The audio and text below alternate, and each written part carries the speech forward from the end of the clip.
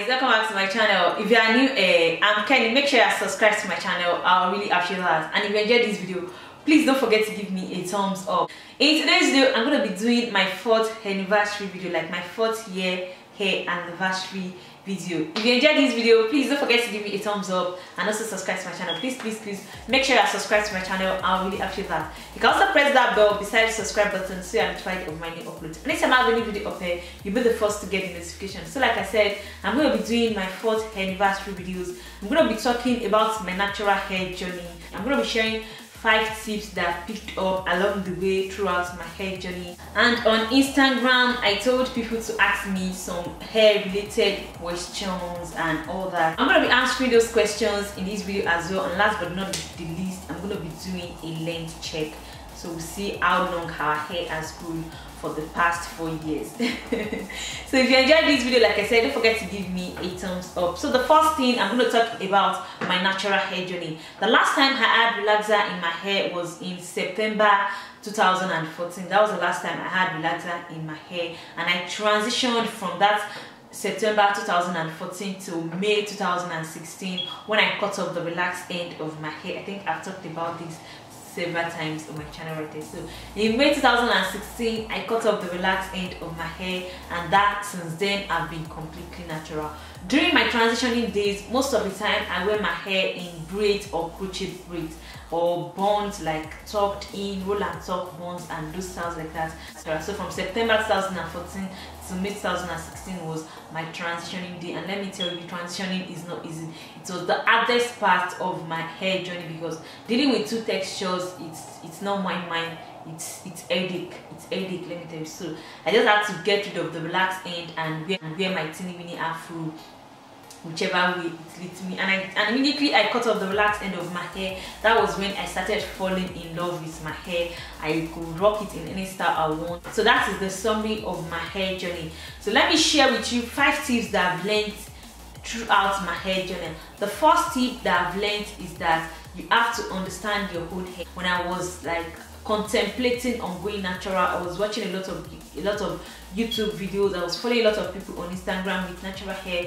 90% of those people that I was following on natural hair, when I transitioned and I saw what my hair looks like, and I cut off the relaxed end of my hair and my hair came out like this, 90% of them don't have the same hair texture like mine. Most of them are like type 3 hair or most of them are type 3 hair. I needed to look for people with same hair type like mine, and that was what helped me. I went on YouTube to look for people with type 4 hair like mine to see how they style their hair, how they take care of their hair, the kind of products they use, how they wash their hair, how they detangle it and things like that. And that is what helped me in managing my own hair. My second tip is deep conditioning. Deep conditioning is an unskippable part of natural hair. You can't just skip it, you can't avoid it, because what deep conditioning does is, especially for moisturizing deep conditioners, it gives our hair a bolus of moisture or a bolus of protein with a protein hair mask. So when you use a moisturizing hair mask to deep condition your hair, it gives your hair the maximum amount of moisture it may require, then you maintain it with other moisturizing products. So like I said, check my video on the 5 mistakes I made when I first went natural. You understand protein hair mask and moisturizing hair mask, so you don't make the same mistake I made when I first went natural. I was bombarding my hair with protein hair mask. Don't bombard your hair with too much moisturizing, with too much protein hair mask, and don't overdo deep conditioning your hair with moisturizing hair mask as well. Everything has to be balanced for our hair to be healthy. The third tip is moisturization. Moisturization is very important. For deep conditioning, you can use a lot of DIY hair masks. There are a lot of cheap hair masks in the drugstore that work fantastically in deep conditioning our hair. But for moisturization, when it comes to moisturizers like leave-in moisturizing products, you have to splurge a little bit. That's what I found, that you have to splurge a little bit to get good products. Don't just pick any products on the aisle. Read the ingredients, read the things it does, read the reviews, how many people have used this, what did they say about this product. Read those things to be able to know how well it will work for your hair. I've used some moisturizers that within 2 days my hair will be dry, and so it doesn't make sense for me to be moisturizing my hair every 2 days. I need a good moisturizer that will keep my hair moisturized for at least a week up to 2 weeks. So look for moisturizers like that and stick to them, splurge on them, keep them in your hair and use it, and look for oils that work for your hair. For my hair, my favorite oil is olive oil. Now that we're in this cold season, I'm going to be whipping up some whipped shea butter to seal in those moisture in there. But during summer, spring, summer, I always use olive oil in my hair. This is another oil that I really love, and I just got it. It's the Pantene Intense Hydrating Oil. I really love this oil as well. It's very, very good, sealing the moisture, adding shine to hair, giving your hair sleek and shine like this one. I really love it. So look for good moisturizers, good oil to moisturize your hair. Don't use only oil to moisturize your hair. Don't use cheap moisturizers. They may be cheap and be good, so don't let me say don't use cheap. Don't use moisturizers that are not good to moisturize your hair. Look for good moisturizers that work for your hair and good oils that work for your hair to moisturize your hair. Don't use only oils to moisturize your hair. The fourth tip I have is cleansing our hair. So you have to know if your hair needs more, if your hair needs clarifying shampoos, moisturizing shampoos, or if you need to co-wash your hair. During summer, I cleanse my hair with clarifying shampoo more often than I use moisturizing shampoos. So now that we're in the cold months, I use more moisturizing shampoos than I use clarifying shampoos. So you just have to know what your hair wants and do with it. Just balance everything up. And my fifth and not the least tip is protecting your hair. Like I said, since I've been completely natural, I've never done a long-term protective style like braids or weaves or wig or things like that. But I have a way of protecting my hair to ensure that I stay out of my hair majority of the time. When I wash my hair, most of the time I put it in braids or twists or cornrows to define the curls or to stretch it out or to protect it. So when I take my cornrows out, I wear them for at least, I wear my hair in braids like this braid out you're seeing. I had this braid in last week Thursday, so I took the braid out today, and I'm going to make sure that I wear this braid out, this afro like this, till next week Tuesday, Wednesday or Thursday before I wash my hair. And that way I'm not going to my hair too often. My hair is resting, and since I use good moisturizing products to moisturize my hair, there is higher guarantee that my hair will not dry out. So I wouldn't need to re-moisturize my hair or restyle it or do anything to it till when I feel like I've stayed in my hair for at least, out of my hair for at least 2 weeks. So I make sure I use good moisturizing products, good deep conditioners, good moisturizing products, protect my hair, do styles that will make sure that I stay out of my hair for a while, and that way I'm protecting it. So when I'm going to bed, I always sleep on satin pillowcase. When I'm drying my hair, I use cotton t-shirts. When I'm detangling or combing my hair, I use white tooth comb and my fingers. So little things like that that just ensures that I have no breakage, and the things that I do and things that ensure that I stay out of my hair, have minimal breakage, have minimal shedding. Those are the things I focus my energy on to keep my hair length and to avoid unnecessary breakage and damage and shedding and things like that. And I hardly blow dry my hair. I blow out my hair twice in a year, and that is that. So just know what works for you. If long-term protective styles work for you, do it, but make sure that you're taking care of your hair before you put it in those protective styles, and also you're taking care of your hair when they're in those protective styles. If short-term protective style work for you like me, just know what works for you and make sure you stick to it, and your hair is gonna be fine. I've been on this natural hair journey for about 4 years now, like I said, and my hair is still going fine and nice and good and things like that. So now I'm gonna jump into answering the questions that I was asked on Instagram. Like I said, I asked people to leave me some questions on Instagram. The first question is, what's your favorite brand for hair products? I just bought the Tresemme from your recommendation. My favorite brand, I have lots of favorite brands for hair when it comes to my hair. I have Shea Moisture, I have Cantu Shea Butter, Tresemme, Garnier, Aussie Moist, like AUSS, Aussie Moist. I love Pantene products too. I just started using them and I love them. So I have a lot of brands that I love, but I don't love all of their products. With all these brands, anything that they specify for natural hair, I love to try them out, and majority of them really works for my hair. So I don't love all Shea Moisture products, I don't love all Cantu Shea Butter products, I don't love all Garnier products, I don't love all Tresemme products. So like Tresemme, I love the Botanic Nourish and Replenish shampoo and conditioner. Garnier Ultimate Blends, I love their conditioner and their deep conditioner. For Shea Moisture, I love some of their shampoos, I love some of their conditioners, but my favorite product from Shea Moisture is their coconut and hibiscus curly enhancing smoothie and their JBCO leave-in conditioner. I love those two are my favorite products from Shea Moisture. From Cantu Shea Butter, I love a lot of Cantu Shea Butter products. My favorite product from them is their coconut curling cream, their curl activator cream, their hair mask. I love their hair mask. The Cantu Shea Butter hair mask is a favorite of mine. I love their co-wash. It's amazing. It's the best co-wash I've ever used.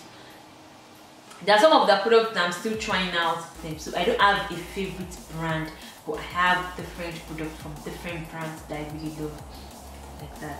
So the second question says that I want to know how to get thick and stronger hair. Thanks for your answers. Oh, to get thick and stronger hair, the first thing is that getting thick hair, don't let me put them together. Getting thick hair is genetic. Like my twin girls, I have 2 girls, they both have natural hair. One of them have thick, voluminous hair like mine, and the other one has very thin, very fine, not so voluminous hair. So I take care of their hair the same way, just like I take care of my hair too. But because of their different genetic makeup, one has thick hair, the other one has thin hair. So to strengthen any hair, if you feel like your hair is not strong enough, try protein treatment, try tea rinse, rice water rinse, Jamaican black castor oil. Those are the 4 things that I know that really works when it comes to strengthening natural hair. When it comes to getting thick hair is genetic, but when it comes to strengthening your hair, go for protein treatment, rice water rinse, tea rinse, and Jamaican black castor oil. Those are things I look for working for strengthening natural hair. And also keep up your moisturizing, keep up with your deep conditioning and all that. The next question says, what is the best deep conditioner for dry natural hair? For dry natural hair, it's when I feel like my hair is really dry and it needs that, it's really tasty, it needs its optimum moisture, I go for my DIY hair mask, the avocado and banana hair mask. It's amazing.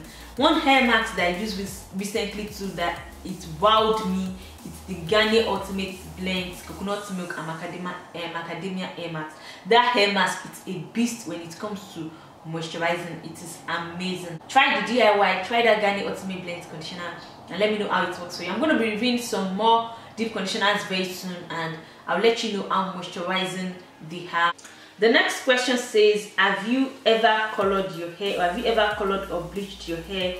I've unfortunately learned the hard way that my 4C hair doesn't like it. Okay, I've never colored my hair, I've never bleached my hair. I want to. For the past 2 years now, I've been itching to color my hair, to bleach it, but I'm really scared of doing it because I'm thinking if I do it, my hair may get damaged. It may not be as healthy as it's looking now, so I would need to cut my hair because if I feel like my hair is not as healthy as I want it to look, I know that definitely I want to cut it. So I'm really scared of coloring it, of bleaching it, because I'm scared of cutting my hair off if anything goes wrong. The next question says, what's your best natural hair product? Something you can't live without. My best natural hair product, something I can't live without, there are 2 products. Either one of those 2 products, I can't live without them. The Cantu coconut curling cream or the Shea Moisture coconut and hibiscus curly enhancing smoothie. Those 2 products, they are the best moisturizers I've ever used. They are extremely moisturizing, very good. If I feel like my hair is dry and it just needs that moisture in there, those 2 products are my go-to. Another product that I really love is the Tresemme Botanic conditioner. I really love that conditioner. It just gets the job done for me. It comes to hair mask, I can easily whip up a protein hair mask in my kitchen. I can whip up a moisturizing hair mask in my kitchen. But when it comes to detangling my hair and moisturizing my hair, my best is the Tresemme Botanic conditioner because it's really inexpensive. It works fantastically in detangling my hair. And the Cantu Shea Butter coconut curling cream and the Shea Moisture coconut and hibiscus curly enhancing smoothie, either one of those 2, they are amazing moisturizers which I really love. What oils do you use in your hair? I use like 5 oils in total in my hair. I use peppermint oil and tea tree oil. I put those 2 in my shampoo to cleanse and treat and maintain my scalp health. and I use Jamaican black castor oil, olive oil and coconut oil in my DIY hair mask, or in any deep conditioner I'm using. I always add those 3 oils in there with honey.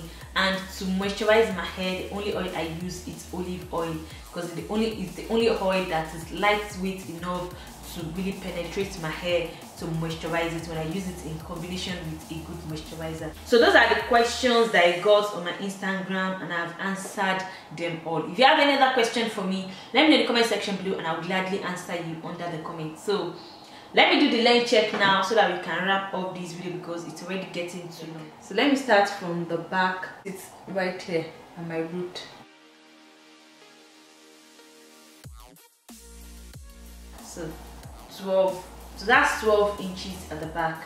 Let me do the front.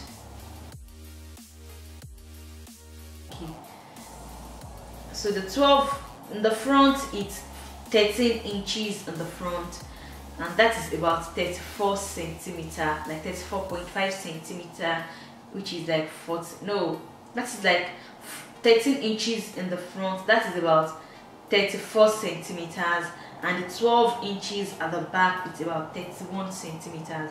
So let me do the middle.